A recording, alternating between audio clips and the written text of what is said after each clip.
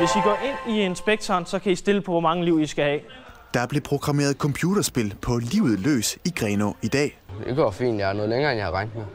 I denne uge bliver 30 børn og unge fra 12 til 18 år undervist i og prøver selv at lave computerspil. Formålet med det arrangement, det er at få de unge mennesker herud til Grenaa og få udviklet deres færdigheder inden for computerspilsudviklingen, og så i sidste ende også få nogle af de bedste til at gå på Game IT College. En af dem, der havde valgt at bruge noget af efterårsferien på at lære om computerspil, var 16-årige Pau. Det er sjovt, at man får lov til at prøve at lave computerspil. Få hjælp af nogen, der laver det til daglig. Det er andet år i træk, at arrangementet bliver afholdt. Pau var også med sidste år. Nu er han ved at have styr på teknikken og er i gang med at lave sit helt eget spil. Det er indtil videre bare et spil, hvor man skal flygte fra en hvid kugle. Nu er jeg ved at få den til at vise, at jeg kan få liv, så jeg ikke hele tiden dør, når jeg bliver ramt første gang.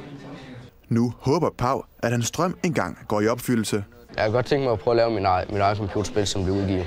Fordi så har jeg noget, jeg har lavet, som andre også kan få glæde af. Og computerspilkurset blev blandt andet arrangeret af det tekniske gymnasium HTX i Grenaa.